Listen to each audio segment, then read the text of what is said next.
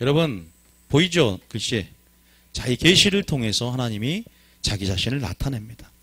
제가 여러분들이 오늘 이 설교를 듣기 전에 아버지의 마음이 어떠하냐면, 아버지의 마음은 여러분들 가운데 하나님의 영광을 나타내기를 원하고, 여러분에게 보여주기를 원하고, 또 드러내기를 원하며, 또 공유하기를 원하세요. 하나님 마음 안에 있는 것들, 그리고 오늘 주제처럼 아버지의 이름의 영광들을, 다시 말해서 계시라는 것은 감추어진 부분들, 감추어진 것, 감추어진 보물같이 땅에 감추어진 무엇을 드러내고, 또 이것이 비밀이죠. 그래서 모든 말씀은 계시로 되었고, 그 비밀과 감추어진 것들을 여러분에게 드러내기를 원한다는 마음을 믿으시기 바랍니다. 그래서 제가 수요일날 설교를 다시 할 수 없기 때문에, 어떤 자에게 자신을 계시한다? 나를 사랑한 자는 나의 계명을 지킬 것이요, 나의 계명을 지키고 나를 사랑한 자에게 나를 나타내겠다고 했어요. 예수님 자신을 드러내세요. 우리가 하나님의 이름을 구하고 아버지의 이름을 아는 것이 신앙의 목표라고 있고, 하나님을 아는 것이 영생이라고 있고, 아버지를 아는 것이 힘이라 있고, 아버지를 아는 만큼, 아버지의 이름의 영광을 보는 만큼 그 이름의 능력들이 우리의 능력이 되고, 또 그만큼 예배자가 된다고 말씀을 드렸어요. 우리가 여러분 하나님을 얼마나 알고 계시고, 하나님의 이름을 얼마나 알고 있으며, 하나님이 누군지를 얼마나 알고 있습니까? 그러나 하나님께서는 우리가 멈추지 않는다면, 그래서 너희가 나를 찾고 찾으면 나를 만나고, 나를 사랑하는 자가 나의 사랑을 입으며, 믿습니까? 하나님께서 지금 당신을, 주님을 찾고 있는 자를 찾고 계십니다. 그런 의미에서 하나님의 마음은, 열정은 뭐냐? 내가 너에게 나를 드러내고 보여주고 드러내고 공유하기를 원한다. 그래서 우리가 시편 25편 14절에 보면 이런 말이 있습니다. 한번 읽어볼까요? 시편 25편 14절에, 자, 시편 25편 14절에 굉장히 많이 들었지만 굉장히 중요한 말이죠. 한번 읽어볼까요? 시작. 여호와의 친밀하심이 그를 경외하는 자들에게 있으며 그의 언약을 그들에게 보이시리로다. 여호와의 친밀하심, 우리가 단순한 물리적인 거리가 아니라 주합하여 한 영이 되는 것처럼, 예수님께서 내게 오라고 할 때 주님 앞에 나아감을 통해서 그 영적인 거리, 그 관계의 거리, 그것이 영이 될 때 친밀함이 굉장히 큰 것이고, 그 영적인 그 친밀함 안에서 하나님이 뭘 보인다고요? 뭘 보여요? 비밀의 언약을 보입니다. 하나님께서 감춰진 것들을 나타내신다 이 말이에요. 그래서 지금 우리의 정체성을 뭐라고 했습니까? 요한복음 15장 16절에 우리의 정체성을 뭐라고 했어요? 이제는 종이라지 않는다. 종은 뭘 알지 못한다? 주인이 하는 것을 알지 못하지만 이제는 내가 너를 친구로 하고 있다. 그래서 하나님께서 지금 유례 없이 여러분 정체성을 하나님 안에서 확인하게 하고, 여러분이 하나님 안에서 누구인지를 그렇게 계시하는 그러한 성령의 흐름들이 나타나고 있는 거예요. 종으로서 살지 말고 아들로서 살고, 종으로서 살지 말고 신부로서 살고, 종으로서 살지 말고 친구로서 살아가는 것. 누구와? 하나님과. 믿습니까? 그 관계가 굉장히 중요합니다. 마귀는 여러분이 하나님 안에서 누구인지 모르게 만듭니다. 자, 그래서 15장 16절에 이렇게 말하는 것이에요. 시작. 너희가 나를 택한 것이 아니요 내가 너희를 택하여 세웠나니. 15장 14절부터 14절에. 자, 시작. 너희는 내가 명하는 대로 행하면 곧 나의 친구라. 자, 14절에 보니까 뭐라고 하냐면, 너희가 내가 명하는 대로 행하면, 다시 말해서 하나님을 경외하는 자에게 뭐가 있다? 친밀하심이 있다 그랬어요. 그리고 친밀한 자에게 하나님의 비밀의 언약을 보인다고 했고, 이 경외라는 말이 뭐냐? 제가 수요일 날 하나님의 보좌는 유대인의 사고방식 가운데 보좌가 하늘에 있고 그 이름을 땅에 뒀다 그랬습니다. 땅은 사람에게 줬다 그랬어요. 그래서 우리가 성전 안에 하나님의 이름이 있고, 또 어디에요? 언약궤 하나님의 이름이 있고, 그래서 그 영광과 임재로 그 이름을 보증한다 그랬어요. 여러분 기억날지 모르겠습니다. 그래서 하나님 보좌에 앉아 있고, 땅이 하나님의 뭐라 그랬어요? 발등상이다, 발판이다, 그렇게 말씀했습니다. 이 발판 앞에 우리가, 언약궤 앞에 우리가 엎드리는 거예요. 이게 예배입니다. 이게 경배입니다. 다시 말해서 경외라는 건 뭐예요?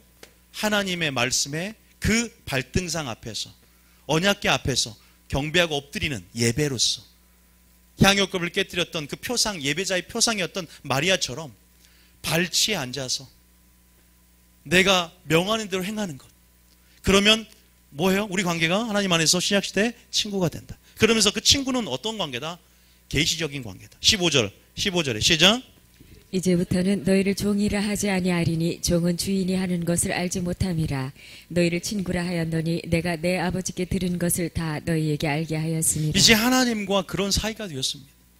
성령을 통해서 아버지의 깊은 것도 깨닫게 되고, 성령을 통해서 아버지 안에 영으로 기도할 때 그 탄식함으로 아버지의 깊은 마음의 것들을 중재를 통해서 우리 마음에 들어오게 만들고, 그 계시적인 영역이 열어짐을 통해서 아버지의 마음인지를 진리를 통해 들어가게 되고, 성령을 통해서 하나님의 영광을, 예수님의 영광을 드러낼 때 그 영광을 우리 눈으로 보게 되는 거죠. 우리는 그런 시대에 살고 있고, 다시 말해서 지금 제가 뭘 강조하냐, 아버지가 주님 오시기 전에 감춰진 만나를 너에게 주겠다, 감춰진 것들을 열어주겠다는 거예요.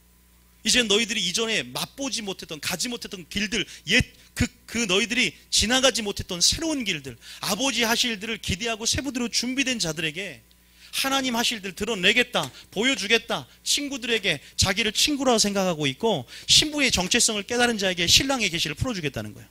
그러잖아요. 내가 신부인지도 모르면서 어떻게 신랑으로서 계시할 때 그 계시를 알아듣습니까? 이해되시죠? 여러분, 그러한 시대에 살고 있고, 지금 다시 말해서 지금 제가 무엇을 말씀드리고 싶냐면, 이 계시를 통해서, 이 복음의 계시, 이 계시의 수단을 통해서 감춰진 것도 열어지는 것이기 때문에 하나님의 이름도 계시적으로 하나님의 이름을 깨달을 때, 그 천국의 비밀을 깨달을 때 뭐예요? 그 이름의 영광과 능력을 우리 삶 가운데 풀어준다는 사실을 믿으시기 바랍니다. 다시 말해서 내가 하나님의 이름을 어떻게 한 만큼, 깨달은 만큼 그 이름의 능력을 맛본다는 거예요.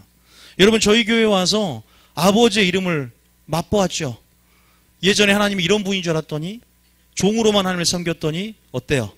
이제 뉴비주엔교 와서 신부의 정체성을 알게 되고, 뉴비주엔교 와서 이젠 종이 아니구나, 이젠 우리가 친구 사이가 되었구나. 그래서 이제 아버지가 주시는 그 비밀들, 다시 말해서 무슨 비밀이에요? 이름의 비밀들. 난 하나님이 이러한 사랑의 하나님인 줄만 알았더니 이런 공의 하나님이구나, 하나님이 이러한 속성을 가지고 있구나, 이러한 존재 하나님이구나, 이러한 성품의 하나님이구나, 이러한 인격의 하나님이구나. 이게 바로 이름인 줄 믿으시기 바랍니다. 그러니까 이름은 뭐다? 이름은 뭐다? 이름은 그분의 존재요, 그분의 성품이요, 그분의 뭐다? 또 그분의 영광 그 자체죠. 그분의 또 인격이죠. 그래서 그분의 이름과 존재가 결탁되어 있고, 그분의 이름과 성품이 결탁이 되어 있고, 그분의 인격과 이름이 결탁이 되어 있다는 거예요. 여러분이 그 이름을, 그분 자신이 그분의 이름이라는 거예요. 여러분이 여러분의 가족을 제가 이해도 드렸잖아요. 저희 아버지의 이름을 누가 함부로 부르거나, 저희 아버지의 조남을 무슨 자 안 부르는 이유가 뭐예요? 그분이, 우리 아버지가 바로 내가 존귀 여기기 때문에, 대표성을 가지고 있기 때문에, 그분의 이름이 그분 자신이기 때문에, 그 이름이 회방되고 비방거리고 되고 모욕거리가 되는 것들을 하나님은 참지 못하고, 그래서 수요일날 믿는 자의 삶을 통해서 하나님 이름이 영향을 미친다라는 얘기도 해드렸고, 여러분 반드시 기억하십시오. 그 이름의 영광을 아무나 보는 것이 아닙니다. 그 이름을 추구하고 하나님을 추구하고, 신앙의 목표가 하나님 이름을 구하는 것이 되고, 아버지 자신을 목적으로 한 자들 가운데 아버지를 추구하고 의에 지르고 목마른 심령 가운데 하나님이 열어주고 보여주고 나타낼 줄 믿으시기 바랍니다. 그 갈망이 있습니까? 여러분, 오늘 하나님의 이름, 그 이름을 오늘 여러분이 계시할 거예요. 그런데 하나님이 또 왜 하나님의 이름을 여러분 계시합니까? 바로 그냥 아버지가 누구인지 왜 알게 만들어요? 바로 여러분 삶 가운데 계시받은 자들, 그 깨달은 자들은 그 아버지 이름의 영광을 오늘 여러분 삶 가운데 맛보게 해주려고. 믿습니까? 그 하나님의 이름의 영광, 자신의 이름을 위하여 행하시는 하나님, 그러나 그 이름의 영광을 맛보게 해줌을 통해서 하나님의 이름의 영광의 능력들을 여러분 삶 가운데 풀어주기 위해서, 그것을 성경이 오늘 보여드리려고 그래요. 자, 어쨌든 기억하십시오. 하나님은 이렇게 하길 원하시는데 우리가 왜 멈춰버린다는 거예요. 있습니까? 그래서 우리가 뭘 구해야 돼요? 성령을 구하라 그랬어요. 우리가 무엇을 구하라 그랬어요? 하나님 나라를 구하라 그랬습니다. 지혜를 구하라고 했습니다. 지혜와 계시형을 구하라고 했습니다. 부르짖으라 그랬습니다. 부르짖으라. 크고 은밀한 일을 너에게 보이리라. 나타내리라. 그래서 순종하는 자가 되면, 명령에 순종하는 자, 내가 그에게 그를 나타내리라. 하나님이 보여줄 것이고, 기도하고 성령을 구하는 자들에게 하나님은 자기를 계시하시고 주실 것이고, 겸손한 자에게, 이것을 슬기롭고 지혜 있는 자에게 감추시고 어린아이같이 겸손한 자에게 나타내심을 감사합니다. 아버지의 계시를 받은 자 외에는 아버지를 알 자가 없습니다. 계시적인 사람이 되라, 이 말입니다. 믿습니까? 그러한 부분에서 그 이름의 영광, 이름의 비밀들을 오늘 하나님이 계시하기를 원한다는 거예요. 왜 설교를 통해서 풀어놓기 원합니까?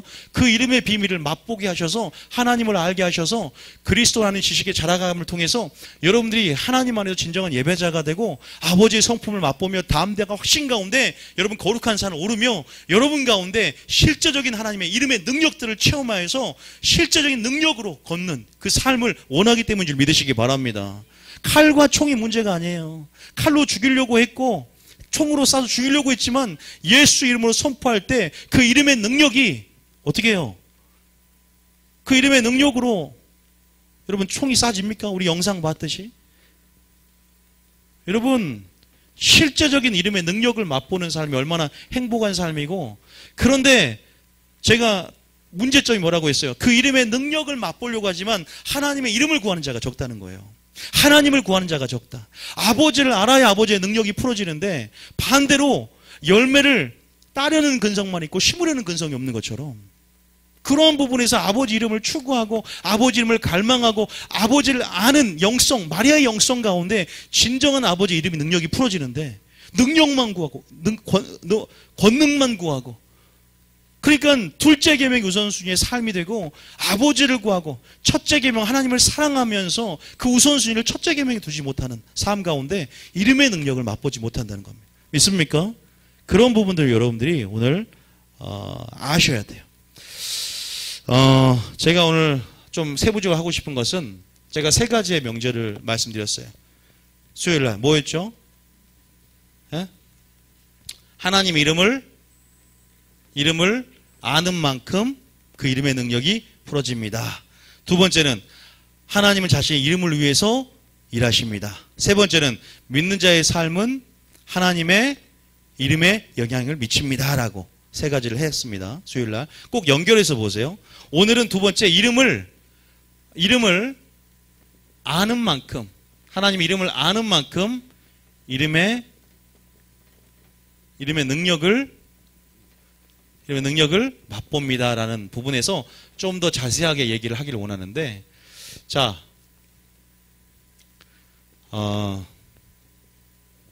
여러분이 한 구절을 보겠으면, 한 구절을 보는데 어디를 보냐면 골로새서 1장 6절 한번 봐볼게요. 골로새서 1장 6절에, 자, 골로새서 1장 6절 한번 봐볼게요. 골로새서 1장 6절 한번 읽어볼까요? 자, 시작.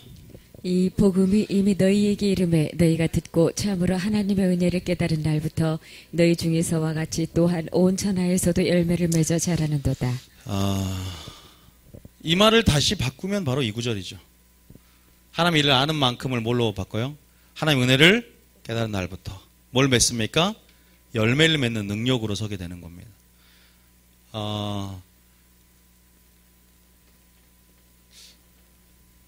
하나님의 이름을 아는 만큼. 제가 두 명을 얘기를 오늘 해드릴 거예요. 첫 번째는 바로 욥기입니다. 욥기. 욥에 대해서 얘기를 잠깐 해드릴 텐데, 먼저 여러분 욥하면 의인의 고난을 먼저 생각하실 거예요. 근데 욥이 42장에 보면 회개하는 장면이 나와요. 자, 욥기를 먼저 한번 보겠습니다. 욥기 42장 1절부터 한번 읽어볼까요? 1절부터. 욥기 42장 1절부터 한번 읽어볼게요. 욥기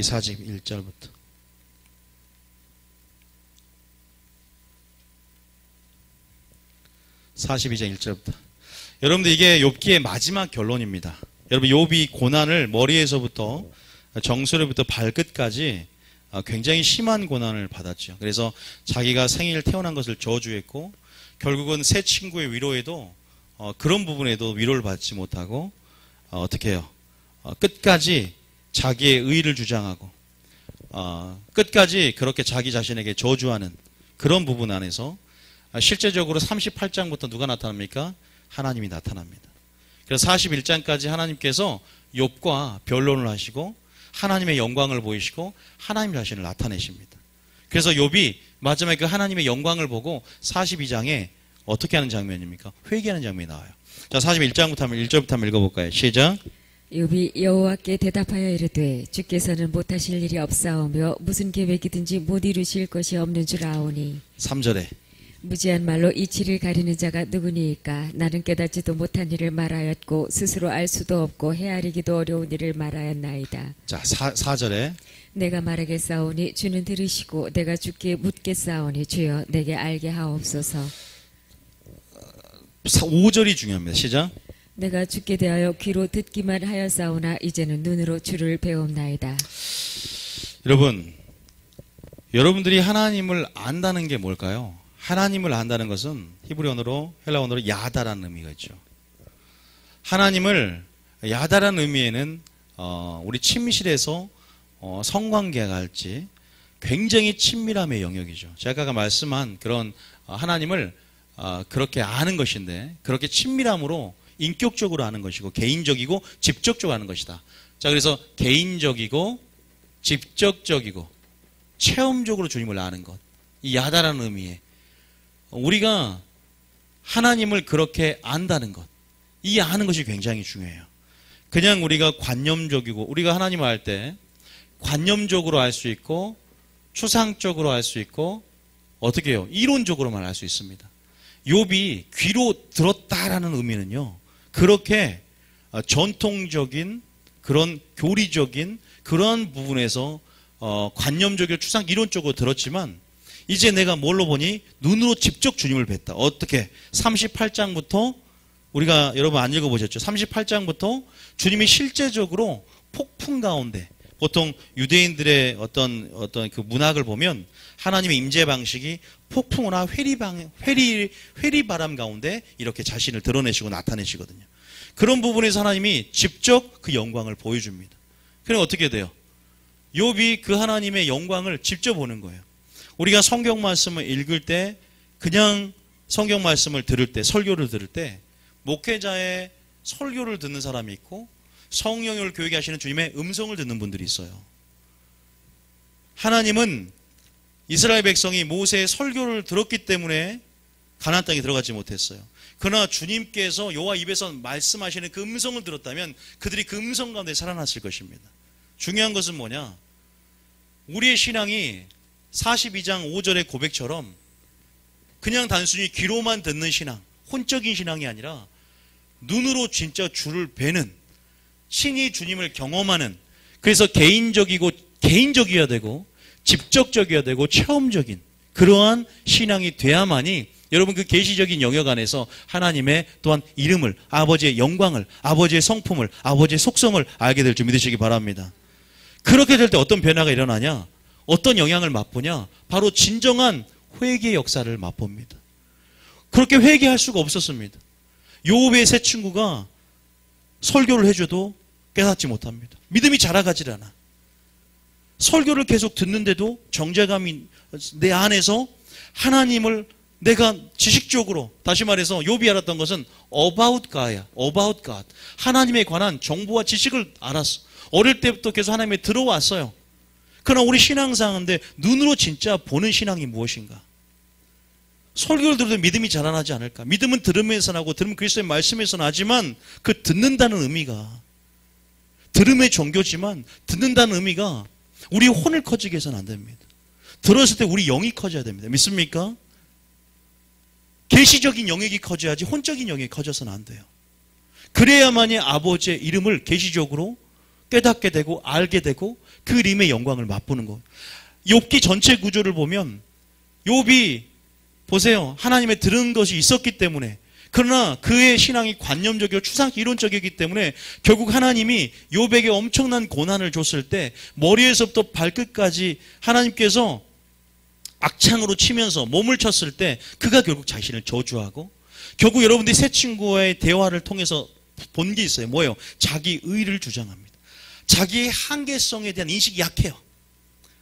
그리고 결국 내재된 깊은 마음 속에 있는 교만의 뿌리와 악들이 드러납니다. 그냥 의인을 치는 게 아니에요. 까닭없는 저주는 없습니다.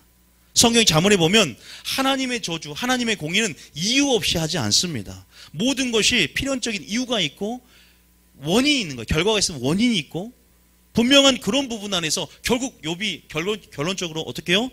회개를 하게 되는 거예요. 어떻게 회개합니까? 6절에 보니까 내가 눈으로 주를 배웠고 내가 주님의 이름을 알고 이제 주님의 영광을 보는 이런 체험 가운데 6절에 결국 이렇게 고백하죠. 시작. 그러므로 내가 스스로 거두어드리고 티끌과 제 가운데에서 회개하나이다. 티끌과 제 가운데 뭐예요? 회개하는 역사가 일어납니다. 그리고 정말 주님을 알게 됨을 통해서 여러분 어떤 사람들은 회개하고 싶어도 회개가 안 되는 사람들이 많아요. 회개를 하고 싶은데 회개가 안 됩니다. 하나님의 인자하심이 인도하여 풍성하신 은혜로 말미암아 회개케 하심을 알지 못하느냐. 그것은 아직 내가 주님을 인격적으로 만나지 못하는 거예요. 개인적이고 직접적으로 만나지 못하는 것입니다. 왜? 아직 그 이름의 영광을 경험하지 못하는 거예요. 여러분들이 제가 말씀 그 계시라는 그 말이 왜 중요하냐? 여러분 절대 관념, 추상, 이론적 여러분의 귀로만 듣는 신앙이 아니라 눈으로 직접 주님의 영광을 보고 귀로는 주님의 음성을 들어야 될 줄 믿으시기 바랍니다. 이러한 신앙의 경험들이 필요해요. 그럴 때 바로 이름의 능력을 맛보고 능력을 알게 됩니다. 자, 한 구절 더 보겠습니다. 자, 먼저는 회개를 하기 전에 회개가 나왔죠. 무엇이 열려야 되냐면 첫 번째는 정체성이고 두 번째는 죄의 인식이에요. 죄의 인식. 한계성에 대한 인식, 죄에 대한 인식. 보세요. 우리가 이거 한번 봐볼까요? 우리가 아시지만 고린도후서 3장 18절 한번 읽어보고, 자, 고린도 3장 18절에 고린도 3장 18절에 시작. 우리가 다 수건을 벗은 얼굴로 거울을 보는 것 같이 주의 영광을 보매 그와 같은 형상으로 변화하여 영광에서 영광에 이르니 곧 주의 영으로 말미암음이니라. 오랫동안 신앙생활을 하지만 아버지의 이름이 무엇인지 아버지의 영광을 보지 못했던 사람들을 보면 아직도 수건이 아직도 벗겨지지 않거나 눈에 비늘이 벗겨지지 않은 사람을 많이 봅니다. 그 비늘을 벗겨지는 것은 성령의 안약을 사서 바르고, 믿습니까? 성령의 계시와 조명, 그리고 자기의 지혜와 슬기라는 그런 수건들을 벗어야 되는데 그것들을 벗지 못하기 때문에 주여 주의 비밀 그 계시가 주의 이름의 영광이 슬기롭고 지혜는 자에게 감추시고 어린아이에게 나타내신다 그랬잖아요. 아버지 감춰진 것들이 잠자는 영이 임하여서 감춰진 사람이 있고 겸손한 자는 것이 열어지거든요. 이 수건을 벗어야 돼요. 그랬을 때 뭘 보니까 주의 뭘 봐요? 영광을 보니까 어떻게 됩니까? 변화되는 거예요. 욥이 38장부터 41장까지 폭풍 가운데 나타나셔서 하나님이 너가 무지한 말로 나의 이치를 막는 자가 누구냐? 하나님이 내가 자연계를 어떻게 만물을 붙들고 있는 줄 아느냐? 내가 어떻게 내가 하마를 만들 때 너는 어디 있었느냐? 내가 천지를 창조할 때 너는 어디 무엇을 했느냐? 하나님이 실제적으로 이러한 경험, 이 진리를 대면하여 영광을 보는 경험이 있어야 됩니다. 아버지를 만난다는 거. 물론 욥처럼 우리가 실제적으로 하나님을 만난다면 다 그렇게 믿음이 크겠죠. 나도 욥과 같은 그러한 상황이 된다면 믿음이 커질 거라고 생각할 수 있습니다. 그런데 우리가 지금 보이지 않습니다. 그러나 분명한 것은 더 실제적으로 성령께서 우리 가운데 예수의 영광을 보여주고 계세요. 믿습니까? 여러분, 우리가 하나님이 그렇게 욥처럼 나타나주는 것, 지금은 우리가 그런 경험들이 많이 드물죠. 주님이 직접 나타나셔서 여러분 봐보세요. 욥기 38장에 봐보세요. 욥기 38장에 보면 38장에 보면 실제 여러분들이 어떤 의미인지를 모르는 것 같은데 욥기 38장 1절에 한번 보면 이렇게 주님이 폭풍 가운데 나타나신단 말이에요. 자, 1절 한번 읽어볼게요. 시작. 그때 여호와께서 폭풍우 가운데에서 욥에게 말씀하여 이르시되. 주님이 나타난 거예요. 변론하자 그랬거든.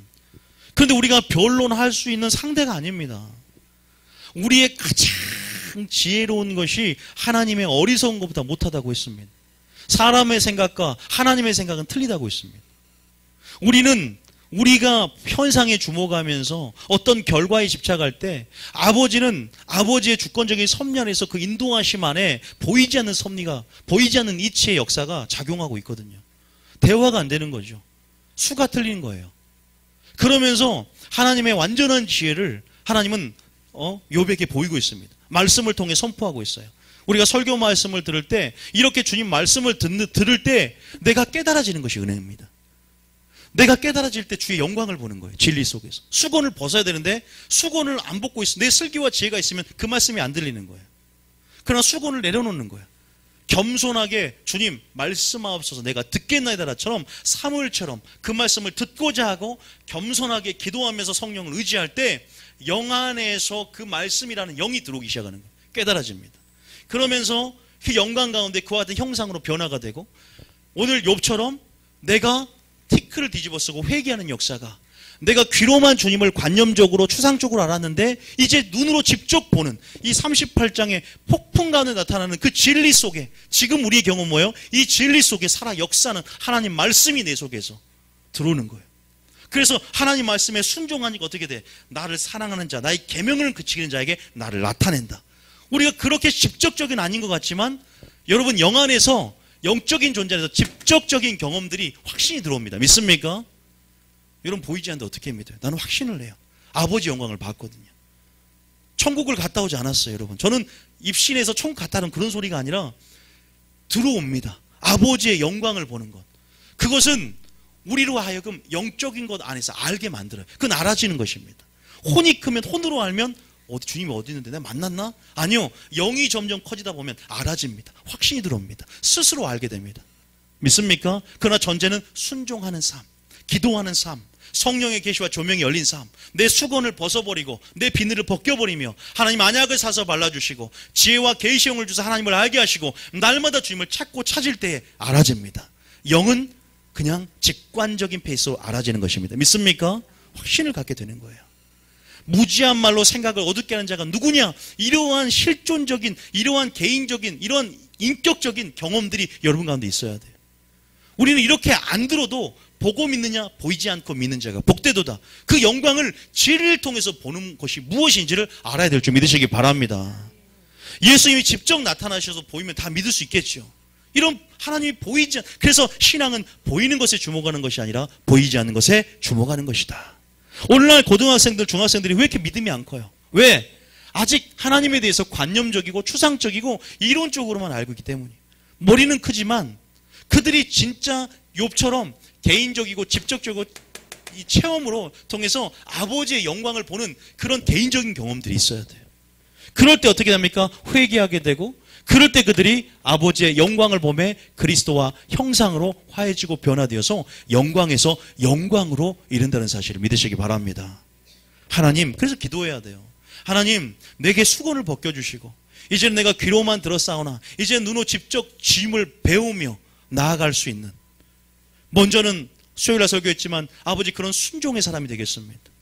주님을 사랑하기 때문에 감정적이 아니라 주의 계명을 순종함을 통해서, 말씀에 의지해서 그물을 내림을 통해서 아버지 사랑하는 자에게 나를 나타낸다고 했으니 아버지 계명을 지키는 자에게 그에게 나를 나타냈으니 주님 나타내 주시옵소서, 열어주시옵소서. 내가 주님을 경외하여 그 친밀함 속에서 주님의 비밀의 언약을 보기 원합니다. 그렇게 기도해야 됩니다. 그렇게 계명에 순종해야 됩니다. 그럼 다 열어집니다. 나는 몇 년을 만나도 주님을 만날 수 없을까? 왜 주님이 알아지지 않을까? 여러분 이성적인 생각을 내려놓으세요. 이성적으로 주님을 알려고 하는 생각을 내려놓고 순종함으로 그냥 그분이, 나는 태초에 하나님이 세상을 창조했다라고 존재의 근원을 밝히지 않고 선포했던 것처럼, 당위적으로 선포한 것처럼 우리는 그냥 그분이 세상을 창조했다는 걸 믿고, 그분은 존재의 근원이라는 걸 믿고 우리가 그분을 받아들이고 그분의 사랑을 받아들여야 될 줄 믿습니다. 그분 어디서 태어났을까? 기원을 따지고, 주님은 기원이 없습니다. 그분 자체가 기원입니다. 존재입니다. 그분 자체가 사랑입니다. 그분 자체로부터 모든 것이 출발한 것입니다. 믿습니까? 그냥 믿는 거예요. 따지고 묻지도 따지도 되는 게 아니에요. 에? 묻지도 따지지도 말고 주님을 알아지는 것이죠. 거기서부터 출발하는 거예요. 여러분, 욥만 있는 것이 아닙니다. 누가 있었어요? 수가성 여인, 그 마을 사람들이 있었어요. 자, 요한복음 4장 42절 봐보세요. 이 수가성 여인이 주님을 만납니다. 이 주님을 만납니다. 자, 42절부터. 자, 시작. 그 여자에게 말하되 이제 우리가 믿는 것은 내 말로 인함이 아니니 이는 우리가 친히 듣고 그가 참으로 세상의 구주인 줄 알미라 하였더라. 여기서 욥하고 똑같은 말이 나옵니다. 자, 보세요. 42장에 보니까 다시 봐보세요. 그 여자, 이 수가성 여인이 주님을 맛봅니다. 생수 한 모금을 맛봤어요. 아, 주님을 알았다. 진짜 주님을 눈을 열어주십니다. 그리고 주님을 만났고 경험했습니다. 주님이 메시아라는 것을 알게 되었고, 이제는 혼자만 그것을 내가 이제는 간직할 그 기쁨을, 복음의 복된 소식을 나 혼자 누릴 수 없어서 마을에게 이제 전합니다. 그런데 어떻게 돼요? 그 말로 인함이 아니라 예수님께서 수가성 마을에 이제 거합니다. 직접적으로 그 마을로 들어갑니다. 그래서 그들과 함께 얼굴을 마주보며 얘기하며 전도하며, 그래서 42절에 이렇게 고백하는 거예요. 시작. 그 여자에게 말하되 이제 우리가 믿는 것은 내 말로 인함이 아니니 이는 우리가 친히 듣고 그가 참으로 세상의 구주신 줄 알미라 하였더라. 개인적인 거예요. 직접적인 것입니다. 그러한 체험적, 경험적으로 이제는 친히 뭐한다? 내가 내 말로 인함이 아니다. 이제는 내가 귀로 들었사오나 눈으로 직접 배우는 것처럼 똑같은 고백이죠. 내가 친히 듣고 그가 참으로 세상의 구주인 줄을 알미라 하였더라. 이 알미, 이런 알미 우리 가운데 필요할 줄 믿습니다. 이러한 경험들이 아버지 이름의 영광을 경험할 수 있는 거예요. 그럼 실제적으로 이런 자들 하나님의 이름의 영광의 능력들을 이제 체험하게 됩니다. 여러분, 다시 말해서 지금 제가 말씀드리는 것은 저번 시간에서 어떻게 우리가 회개할 수 있는가, 어떻게 우리가 정말로 이런 고백을 할 수 있는가, 바로 아버지의 영광, 그 영광의 비밀, 그 영광, 아버지 영광을 개인적이고 바로 직접적이고 체험적으로 내가 알게 되고, 내가 그럴 때 그분 안에서 비로소 나의 정체성을 알게 되고, 내가 그분의 영광을 볼 때 비로소 나의 죄를 인식하게 되는 그러한 진정한 회개가 생긴다는 거예요. 아니, 회개를 하고 싶은데 회개가 안 돼. 왜? 내 죄가 죄인지, 죄의 심각성, 죄의 상태, 죄의 실체, 이걸 못 보는 거예요. 이것은 하나님이 아니면 볼 수가 없는 것입니다. 아버지의 말씀이 여러분한테 들어오지 않으면, 영광 안에서 우리의 기준이 되지 않으면 그 죄를 죄라 여기지 못한다는 거예요. 오늘 많은 중고등부들이나 청년부나 교회에 들어와도 이것이 죄라고 인식이 되면 좋지만, 아버지의 영광을 아버지의 말씀 안에서 여전히 수건을 쓰거나 비닐이 덮어져 있어서 여전히 순종하지 않거나 기도로 성령 충만하지 않기 때문에 성령의 계시와 조명이 열어지지 않은 것입니다. 죄를 인식하게 됩니다. 욥은 죄를 인식하게 됩니다. 티끌을 뒤집어 쓰고 죄를 회개합니다. 정체성을 알게 되는 거예요. 아버지의 관계에서 종이 아니라 아버지의 영광 안에서, 아버지의 비밀의 언약 안에서 우리가 누구인지를 알게 되는 이런 놀라운 이 두 부분이 회복이 될 때 아버지 이름의 영광도 체험하게 돼요. 이따가 후반부에 들으시면 알아요. 따라합니다. 정체성을 회복한다. 죄를 인식한다. 저는 여러분들이 뉴비전교회 와서 설교를 듣고 이 두 가지가 회복됐으면 좋겠어요. 하나님 안에서 나는 누구인가? 먼저 하나님 따르면 하나님은 누구인가? 그런 다음에 하나님 안에서 나는 누구인가가 회복이 되는 거예요. 하나님은 먼저 누구인가예요. 하나님께 붙어 있어야 그분의 사랑으로 진짜 둘째 계명을 지킬 수 있듯이 하나님은 누구인가, 그리고 하나님 안에 나는 누구인가. 이것이 이런 경험들이 지금 욥이 한 겁니다. 욥을 통해서 우리가 그걸 봐야 돼요.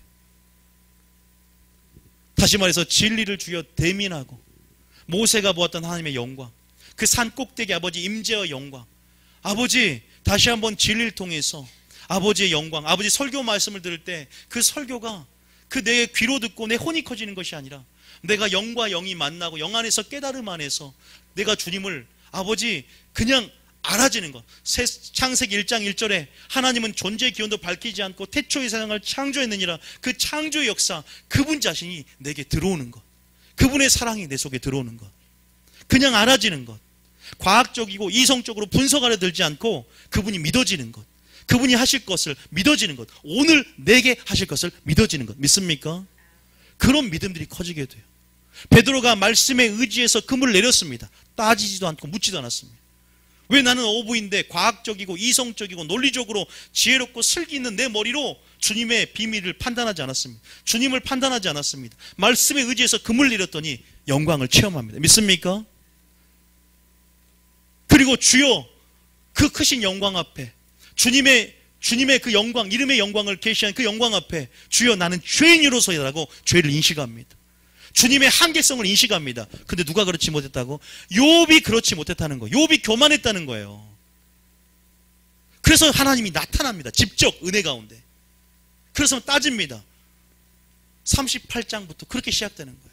내가 리오 여단을 만들 때, 뭐 어떻게 할 때, 세상을 마음으로 붙잡을 때, 세상의 비밀과 이치들, 하나님 마음을 붙잡고 있는 그런 신묘막측하고 무소부지하고 무소불능하신 하나님의 모습을 현현하시어서 보여주시니까 그 영광 앞에 엎드려집니다. 그 영광 앞에 주여 나는 죄인이로서이다, 나를 떠나서서 엎드려집니다.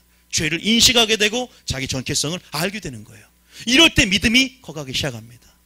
베드로가 억지로 말씀에 의지하여 그물을 내렸지만 이제는 모든 것을 버려두고 예수님을 따른지라. 그런 역사가 처음에는 억지로라도 구레네 시몬처럼 십자가를 지지만 그 구레네 시몬이 진정 루포의 어머니, 즉 다시 말해서 정말 하나님의 제자가, 예수님의 제자가 된다는 것처럼 억지로 시작했을지라도 나중에 아버지의 영광 안에서 그 말씀에 의지하는 자마다 어떻게 돼요?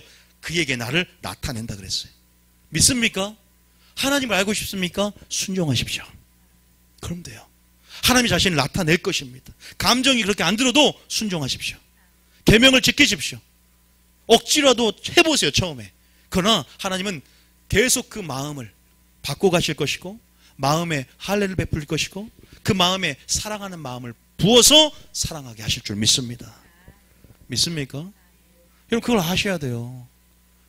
이런 개인적이고 직접적인 주님의 이름을 체험하는 것, 그 영광을 체험하는 것, 이런 경험들이 회개를 가능하게 했고, 이런 수가성 그 마을 사람들이 이제는 당신의 수가성 여인의 말로 인함이 아니라 내가 진짜 만나고 그를 친히 앓은 개인적인 암, 주님이 나를 알아주시는 개인적이고 직접적인 관계가 성립이 되는 겁니다. 아버지의 언약 안에서 그 언약의 하나님 믿습니까? 그러한 직접적인 관계는 순종을 통해서, 사랑함을 통해서 하나님 안에 거하게 됨을 통해서 만들어진 관계인 줄 믿으시기 바랍니다. 믿습니까? 그런 부분들이 굉장히 중요해요. 여러분 이 두 가지 예를 통해서 여러분들이 확실히 기억을 하셨으면 좋겠고, 제가 이전에 이제 이들에게 어떤 이름을 계시했는가, 자 봅시다. 이제는 세부적으로 지금 욥에게 계시했습니다. 이름을 욥에게, 자 욥기 38장에 41장에 하나님이 욥에게 나타나셔서 자기를 계시합니다.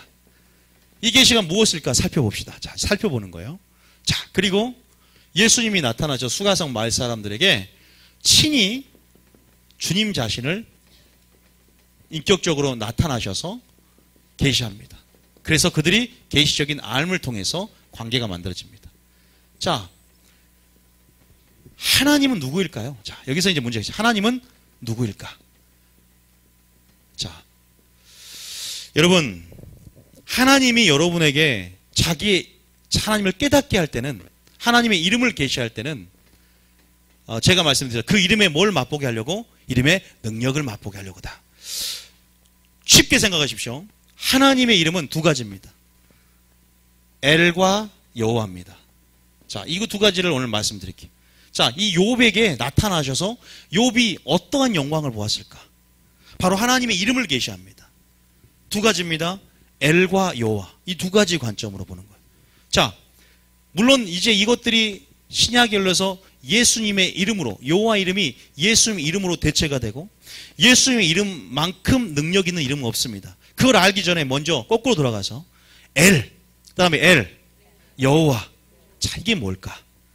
자, 이거 궁금하죠? 이것을 아셔야 돼요. 엘은 뭔가? 엘과 결합되어진 이름들이 있어요.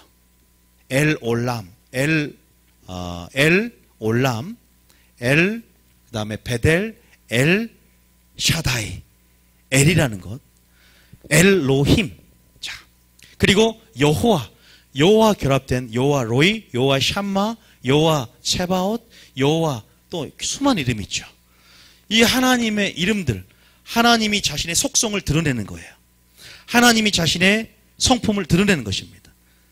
보세요. 한 가지 예를 들면 이삭이 십자가에서 제물이 되고 하나님께서 이삭이 순종했을 때, 아브라함이 순종했을 때 아브라함에게 무엇을 나타냅니까? 자기 이름을 나타내죠. 여호와 이레를 나타내죠. 그때 준비케 하신 하나님. 어쨌든 이 모든 여호와 이름은 어떨 때 나타낸다? 어떤 자에게?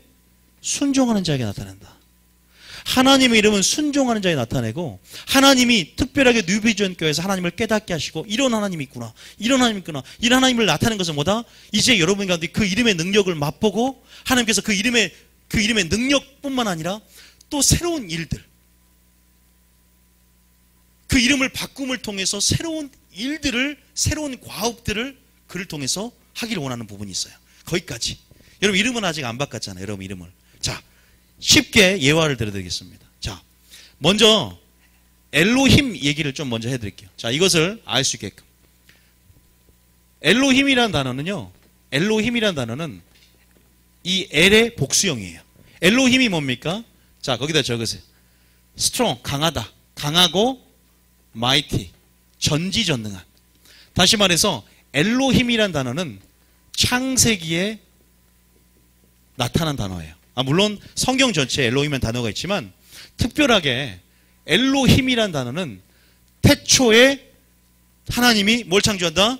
천지를 창조했다라고 했을 때 그 하나님이라는 단어, 태초에 하나님이 할 때 이 원어의 의미가 엘로힘입니다. 이것은 엘이라는 이러한 접두어죠. 이 엘이 의미가 강한, 또 전지전능한, 또 그러한 능력의 차원에서 엘로힘이다.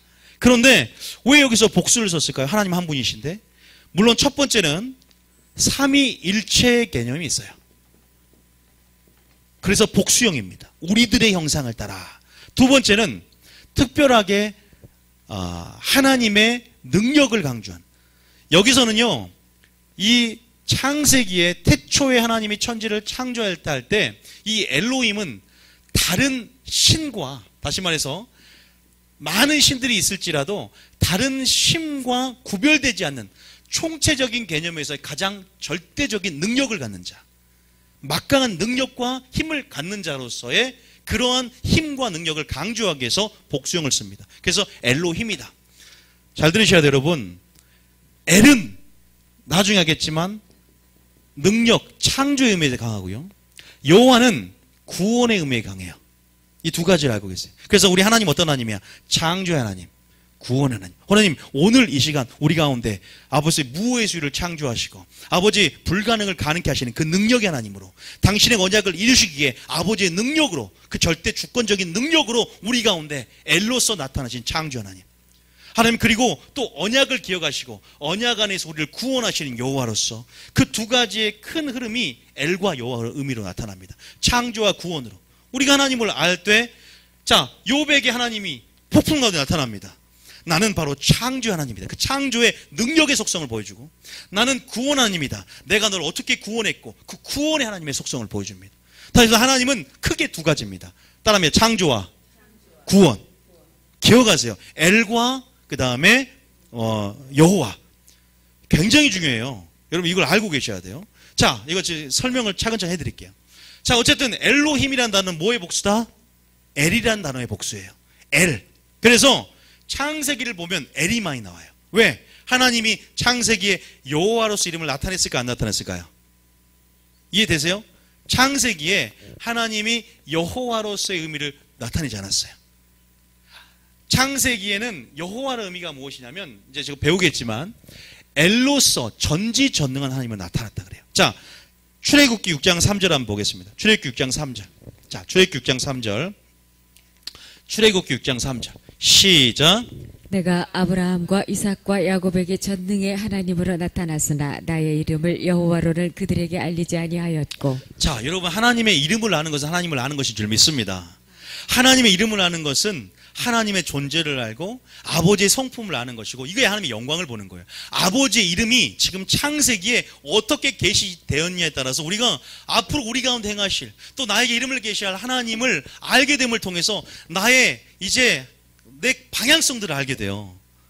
우리 교회의 방향성을 알게 되고 기대감을 가질 수 있게 돼요.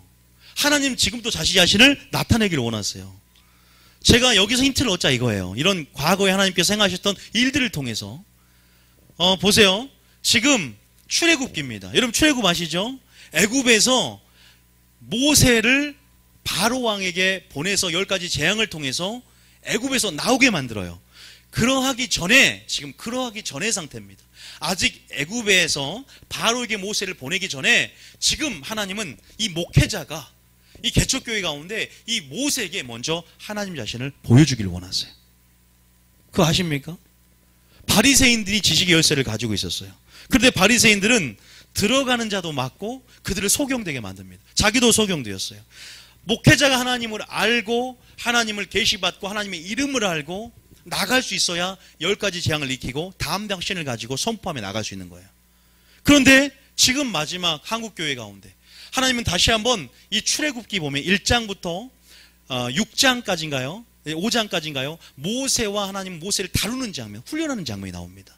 그렇게 긴장을 살해하는 것은 먼저 하나님 모세에게 하나님 자신을 계시합니다. 그러면서 뭐라고 하냐? 모세야, 내가 아브라함과 이삭과 야곱에게 창세기의 족장시대 때는 내가 전능의 하나님으로 나타났다. 여기서 엘입니다. 엘샤다이. 우리가 엘샤다이의 말 노래도 있죠.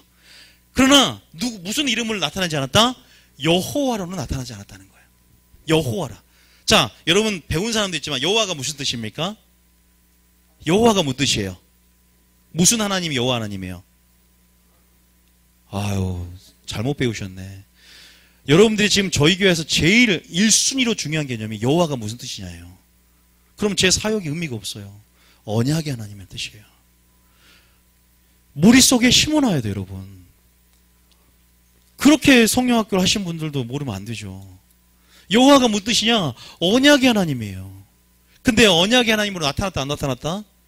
안 나타났다는 거예요. 여러분 이게 무슨 말인지를 아셔야 돼요.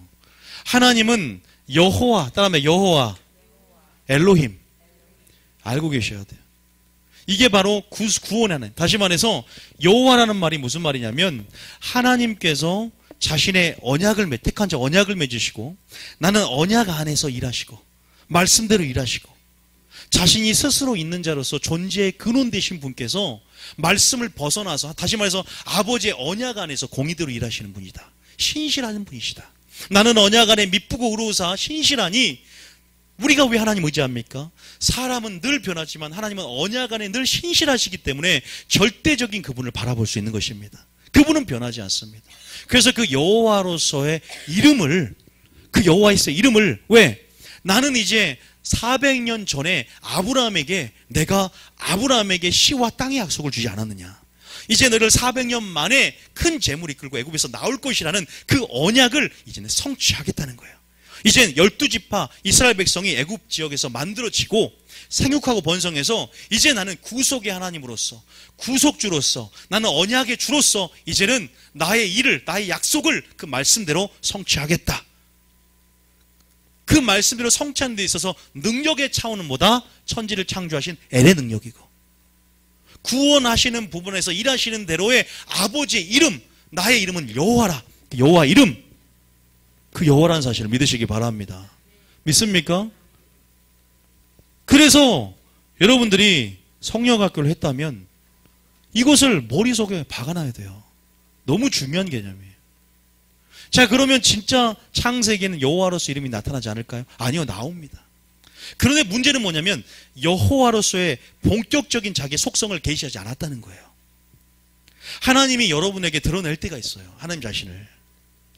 아직 멜기세덱에게 관하여 너희가 듣는 바가 두나무로 내가 말하지 못하는 것처럼 또 여러분의 믿음의 여정 가운데 하나님을 계시적으로 드러낼 때가 있는 거예요. 우리가 처음 예수님을 믿을 때 왜들 창세기를 가르칩니까? 창세기 보면 하나님이 창조 하나님이 먼저 나오죠. 태초에 하나님이 천지를 창조했느니라. 여러분 베드로에게 그럽니다. 야, 사람들이 나를 누구로 아느냐 물어죠. 사람들이 나를 누구로 아느냐. 그리고 그것이 점점 진행이 돼서 너는 나를 누구로 아느냐.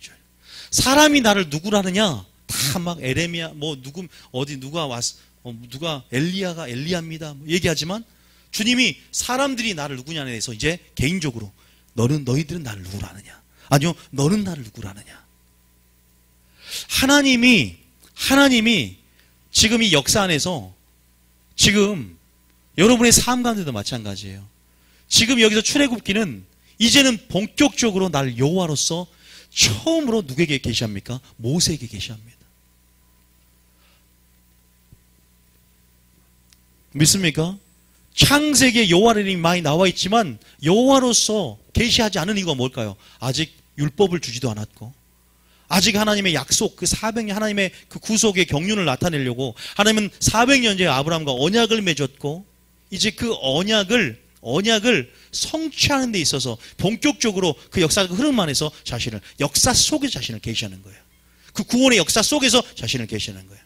하나님이 여러분들의 사건을 주시고 어떤 일을 통해서 하나님이 누군지 알게 만드듯이, 베드로에게 그물을 던졌을 때 고기가 많이 낚는 것을 보시고 또 하나님의 영광을 계시한 것처럼 이 사건을 통해서 계시하는 거예요. 자, 그러면 창세기를 볼 때, 자, 창세기는 엘로힘이다. 이제 여호와를 빼고 엘로힘이다. 능력의 하나님이다. 전지전능 하나님이다. 불가능을 가능케 하신 하나님이다. 이로써 하나님의 창조의 능력들, 아버지의 창조의 능력들, 전지전능 하나님이다. 그럼 아브라함에게 계셨을까요? 가장 처음으로 아브라함에게 나는 전지전능한 하나님이다 계시한 사람이 아브라함이에요. 자, 아브라함은 어때요? 그러니까 정리하자면, 자, 정리해 볼게요. 자, 여러분들이 조금 정리해 드릴게요. 가장 먼저 하나님 앞에 전지전능한 하나님이라고 계시한 사람이 누구예요? 아브라함입니다. 자, 창세기 17장 1절 봅니다. 자, 창세기 17장 1절. 자, 잘 들으시면 이제 정리하겠습니다. 창세기 17장 1절. 자, 읽어보세요. 시작. 아브라함이 99세 때 여호와께서 아브라함에게 나타나서 그에게 이르시되 나는 전능한 하나님이라 너는 내 앞에서 행하여 완전하라. 이 음성을 여러분 들으셔야 됩니다. 이 음성을 들으셔야 돼요. 왜 그럴까? 하나님이 어떤 자에게 자신을 나타냅니까? 사랑하는 자에게 나타나세요. 여러분에게 하나님이 누구인지를 보여주기를 원한다는 거예요. 근데 아브라함에게 최초로 자기 자신을 전능한 하나님이 나타난 분이 아브라함입니다. 전능하신 하나님이다. 자, 지금 이 모든 상황이 어떤 상황이에요? 왜 하나님께서 아브라함에게 너는 내 앞에 행하여 완전하라고 했을까요?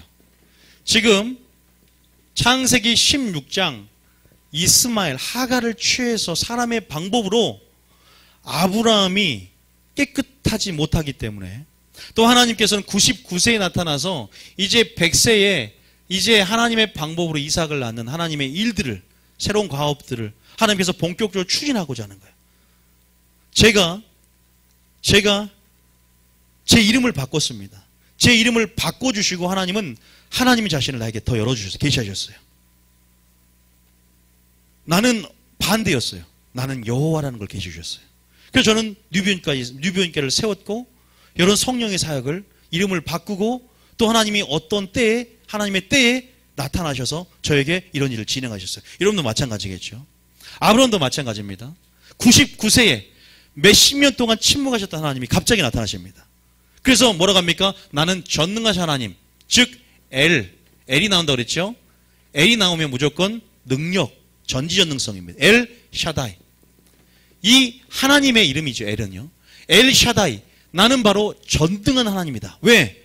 지금 네가 태가 죽은 것 같이 지금 내가 너에게 약속을 했지만 나는 언약을 기억하는데, 그 언약, 너의 아브라함과 내가 너에게 너 시로 말미암아 천하만민이 복을 얻는 그 약속을 성취하기까지 나는 능력을 나타내 주는 것입니다. 너가 힘들고 좌절하고 실망할 수 없는 상황에서 나는 너에게 능력으로 나타날 것이다. 이걸 들으셔야 한다 이 말이에요. 믿습니까? 그 이름을 맛봐야 돼요. 왜? 지금 너는 왜 전능하신 하나님이라고 얘기를 합니까? 지금 태가 죽은 것 같고 내가 이삭을 낳을 수 없는 상황 가운데 절망밖에 없고 소망이 없는 이런 상황 속에서 하나님 자신이 나타나셔서 내가 너에게 능력이 되주겠다라는 거죠.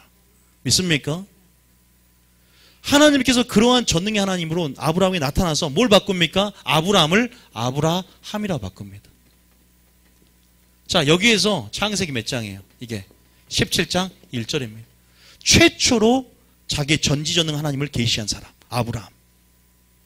자, 또 누가 있어요? 야곱이 있습니다. 자, 창세기 한 사람 더 있어요.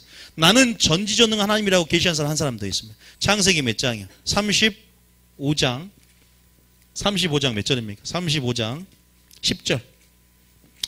여기서 하나님이 자기를 계시하시고 이름을 바꿔줍니다. 마찬가지, 야곱도 마찬가지입니다. 자, 10절 읽어보겠습니다. 시작. 야곱이 바단 아람에서 돌아옴 10절 시작. 하나님이 그에게 이르시되 내 이름이 야곱이지만은 내 이름을 다시는 야곱이라 부르지 않겠고 이스라엘이 내 이름이 되리라 하시고 그가 그의 이름을 이스라엘이라 부르시고. 여기서 허물이 많은 이름 야곱, 수치의 이름 야곱에서 뭘 바꿉니까? 이스라엘이라는 이름으로 바꿔줍니다. 새로운 속성. 보통 유대인들은 그 이름 안에 그 사람의 세일들과 존재와 그 사람의 삶이 반영이 되어 있어요. 유대인들은 그 이름이 그렇게 중요합니다. 말 이름 실황이었고 여호와 이름도 마찬가지. 이름에 굉장히 특별한 의미가 있습니다. 베드로도 너를 개발하지 않고 이제 베드로를 하리니, 이제 그가 어떻게 될 사역과 이런 세일들과 과업들과 그 사람의 이제 삶의 모습들이 반영이 되죠. 이름 안에 무드셀라처럼. 여기서 마찬가지예요. 30장 10절에 그러면서 뭐라고 합니까? 언약을 기억하래. 너가 지금 이러한 좌절하고 낭망할 수밖에 없는 환경에 지배를 당하고 이제 하나님의 약속이 희미해질 것 같은 상황 속에 주님이 나타나 주시는 거예요. 그러면서 자신을 계시하면서 나는 능력이 된다. 내게 능력 중에서 내가 모든 걸 할 수 있느니라. 나는 너희 능력이 되고 나는 너희 요새요 힘이요 피난처요. 이렇게 시편 기자들이 하나님의 이름의 영광들을 보며 그렇게 고백할 수 있는 것은 그동안 그 이름의 고백을 아는 만큼 그 이름의 능력을 경험하는 거예요. 진짜 하나님이 나의 피난처구나. 그의 이름이 진짜 견고한 망대구나. 그 이름의 피난처요 의인은 그 이름으로 말미암아 숨느니라 피하느니라. 그 이름을 계시받고 그 이름을 알고 하나님을 알면 하나님이 직접적으로 말씀으로 이렇게 열어주든지 또 하나님이 깨닫게 해주심을 통해서 하나님을 알게 하시고 그 이름의 피난처로 그 이름의 능력으로 서라 이 말입니다. 우리 가운데. 그래서 여러분들이 뉴비교회 오게 하셔서 이전에 맛보지 못했던 감춰진 만나들 더 열어주고 싶고 나를 나타내고 싶으니까, 내가 누구인지 더 보여주고 싶으니까, 아버지 마음 깊은 곳에 있는 것들을 너희들이 멈춰버렸잖아. 지식으로 이만큼 커져서. 그러나 너희들이 나를 찾고 찾으면 나를 만나고 의에 즐거운 목마른 자들에게 배부르게 하는 것이 무엇인지, 진짜 속에서 솟아나는 생수가 무엇인지, 세상에 주는 것과 같은 기쁨이 아니라 진짜 기쁨, 자신 근원에서 나오는 그 기쁨이 무엇인지를 더 알려주고 싶은데 사람들은 멈춰버린다는 거예요. 목회자도 딱 멈춰요. 이 정도면 됐지. 그냥 거기서 맴도는 겁니다. 추구에 들어가야 돼. 그분을 목적으로 하나님 당신의 이름을 내게 계시하여 주시옵소서. 우리가 여호와 이레 하나님을 알지만 여호와 체바웃도 압니까? 자들은 몰라요. 더 수많은 감춘 하나님의 이름들, 그 영광들, 아버지의 그 온전한 주님 오시기 전 직전에 그 영광들 감춰진 만나가 하나님의 이름인 줄 믿습니다. 그분의 성품인 줄 믿습니다. 그분의 인격인 줄 믿습니다. 그것을 개인적으로 직접적으로 욥이 체험했다 이 말이에요. 하나님 자신을 드러내잖아요. 수가성 마을 사람들이 그것을 진짜 친히 구주를 뵙고 아는 역사 안에서 그것들을 여러분들이 맛봐야 됩니다. 그 아름다움을 맛봐야 될 줄 믿습니다. 이러한 속동을 보세요 여러분. 야곱에도 나타나요. 야곱이 지금 절망적인 상황입니다. 그런 상황 속에서 하나님이 그에게 이르시되 나는 어떠나 엘샤다이다. 나는 전능한 하나님이다. 생육하고 번성하라. 너희 창조 명령을 기억하지? 언약을 기억해라. 나는 능력으로 너에게 그렇게 할 수 있을 거다. 너는 지금 너가 죽은 자 같고 모든 사방이 가로막혀 너를 죽이려는 상황 같지? 내가 내 영광을 보여주고 내 이름이 어떤지를 그 이름을 붙잡고 그 성호를 찬양하라. 나의 이름의 능력과 영광을 너에게 보여주기를 원한다. 상황이 지배당하지 말고 그 이름에 지배당하고 그 이름의 능력으로 서라. 오히려 그 이름의 성호를 찬양하라. 내 이름의 능력으로 내가 너에게 보여주겠다. 그게 무슨 능력이에요? 예수 이름의 능력입니다. 오늘날 신약시대에 와서 예수 이름의 능력, 여호와가 예수예요. 구원하시는 여호와 예수, 예수의 이름에 비밀이 있고 예수 이름의 능력입니다. 믿습니까? 그 안에 여호와로서 엘로서 속성이 다 있습니다.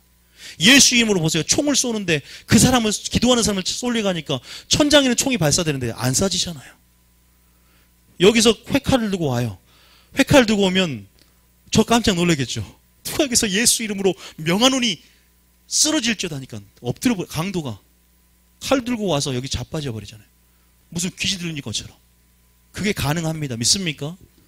예수 이름의 능력, 그 가능합니다. 어쨌든 보세요. 이 상황 속에서 너는 한 상욱하고 번성하라. 한 백성의 총회가 내게서 나오고 왕들의 내 허리에서 나오리라. 무엇을 바라보느냐? 아브라함은 무엇을 바라보느냐? 그 아브라함의 언약의 계승자로서의 야곱아, 이삭과, 그래서 나는 아브라함과 이삭과 야곱의 하나님, 그 족장대 하나님으로 나타났으나 이제는 너에게 뭘로 출애굽기부터는 이제는 본격적으로 뭐다? 여호와로서. 왜?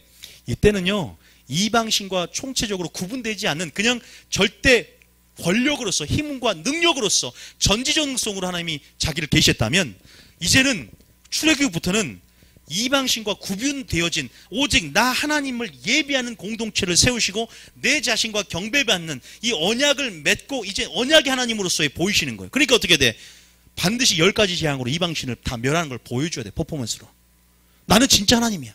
하나님이 여러분 이제 하나님을 알게 되면요 깊이 들어가면 이제 여러분들 더 고난이 커지는 것 같아요. 왜? 하나님을 알게 하려고 그래요. 너가 의지하는 것들 초신자 때는 안 그래. 그냥 엘로스 하나님 보여줘. 하나님 막 능력 주고 막 잘되게 하잖아요. 근데 좀 깊어지면요 이제 여호와로서 나타나요. 야 너가 의지하는 신 10가지 재앙처럼 하나님께서 하나님이 드러내는 거예요. 너는 이제 나만 예비해야 돼. 믿습니까? 말씀을 알게 되는 거예요. 언약의 주로서 나는 여호와라.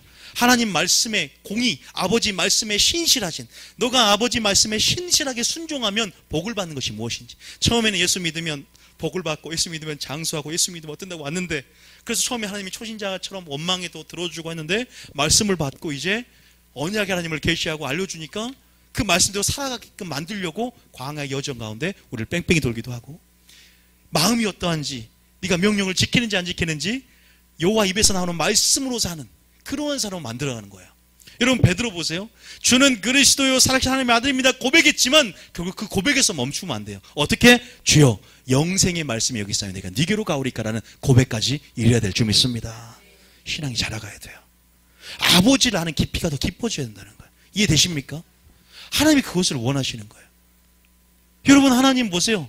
이런 아브라함과 야곱에게 전지전능 하나님을 보여주시고 엘로서, 그래서 여기 보면 엘 올람, 또 이제 제가 찾아드릴 수 있지만 엘 올람 영원하신 하나님, 엘 샤다이 전지전능하신 하나님, 엘 또 여러분 엘로이 감찰하신 하나님, 이스마엘에게 이스마엘 그 사건에서 그 하갈에게 나타나서 엘로이 하나님, 이런 하나님 이름들이 여러분 삶 가운데 계시될 줄 믿습니다. 여러분 보세요. 하나님이 이렇게 하나님의 계시함을 통해서 나는 능력이 되어서 이 상황 가운데 그 이름이 위로해 주고 그 이름을 붙잡고 나아갈 때 아버지의 능력이 너의 능력이 되어서 나의 능력을 너의 삶 가운데 풀어놓기를 원하기 때문에 또 다 이름도 바꿔주시고, 믿습니까? 아버지 이름을 아는 만큼, 영광을 본 만큼 그 이름의 영광을 맛보게 될 줄 믿습니다. 이제 출애굽에 가서는 뭐다? 뭘로 계시한다? 나를 여호와로서. 그러면서 최초로 자신을 여호와로 계시한 사람이 누구다? 모세다. 그게 뭐예요? 나는 스스로 있는 자다. 이걸 계시하는 거예요. 최초로 모세에게. 최초입니다. 최초가 아브라함이에요. 엘샤다이스로 최초는 아브라함, 모세로서 여호와로서 최초는 누구다? 모세다. 나는 스스로 있는 자다. 나는 그 말이 무슨 말이에요? 여호와다. 나는 존재의 근원이다. 본질이다. 나는 영원부터 영원까지 있던 분이요, 이전에도 있었고 현재도 있고 장차도 있을 그런 영원 안에, 그분은 인간의 개념과 헬라의 사고방식으로 히브리의 사고방식을 담을 수 없듯 I am who I am, 스스로 있는 자, 절대적인 절대성들, 영원성들을 내포하는, 스스로의 영존성을 내포하는 그러한 개념으로서 모세에게 알립니다. 여러분 그 하나님을 깊이 맛보고, 아니요 저는 오늘 구약 얘기를 했지만 신약시대에 예수님이 자기를 계시합니다. 나는 참 포도나무다. 에고에임이 똑같은 의미예요. 스스로 구약에서 스스로 있는 자면 이게 신약이 어떤 의미냐? 이게 원어로 에고에임이다. I am이다. I am who I am. 나는 스스로 있는 자다. 이걸 뭐 어떻게 하냐? 신약에서는 똑같이 예수님이 나는 참 포도나무다. 나는 참 생명의 떡이다. 나는 참 선한 목자다. 나오잖아요. 우리가 요한복음에 보면 하나님이 자기 이름을 계시하면서, 다시 말해서 네가 나를 보고 믿는 자는 영생을 갖는다. 그런데 내가 그 생명의 떡임을 믿고 나의 계시를 믿음 안에서 또 영적인 눈이 열어져서 예수님이 누군지를 알게 되고 그 속성을 알게 될 때 우리가 예수님의 이름의 능력을 체험한 것처럼 우리가 하나님이 누구인지, 예수님이 누구인지, 아버지가 지금 자신을 나타내기를 원하고 계시하기를 원하고, 또 여러분 모든 상황 속에서 그 이름을 붙잡고 그 이름의 능력을 맛보기를 원하는 주의 마음을 알기 원합니다. 믿습니까? 이해되시죠? 여러분 그걸 아셔야 돼요. 저는 그래서요, 예수님이 자기 계시한 부분들을 굉장히 성경을 묵상을 많이 해봤어요. 나는 왜 반석이 되는가? 예수님이 왜 반석이 되는가? 어떤 속성을 드러내기를 원하시는가? 주님이 우리 삶 가운데요, 우리 삶 가운데 실체이신데 그분이, 여러분 주님이 이렇게 자기를 계시할 때 다 떠납니다. 주라 고백했던 사람을 다 떠납니다. 그런데 영생의 말씀을 계시받은 사람들은 떠나지 않았어요. 주여 영생의 말씀이 여기 있사오니 내가 네게로 가오리까. 주님이 생명의 떡임을 이건 하늘에서 보여줘야 됩니다. 하나님이 알려줘야 됩니다. 믿음은 사람의 지혜 있는 것이 아니라 하나님의 능력이라고 있습니다. 어떻게 믿어지냐고 제가 말했죠. 계시는 어떻게 이루어진다? 겸손하게, 순종함으로, 성령의 계시와 조명 안에서 주님을 찾고 찾을 때, 친밀함의 영역으로 들어갈 때 하나님이 비밀 언약을 보이시고 나를 나타내겠다. 은을 구하듯 금을 구하듯 찾고 찾으면 여호와 경외를 깨닫게 하고 하나님을 알게 하겠다. 하나님 알려준대요. 믿습니까? 그러한 삶을 살아내고 순종한 삶을 살아낼 때 그게 알아지는 거예요. 아버지를 깨닫게 하십시오. 여호와 이름의 비밀을 깨닫게 하십시오.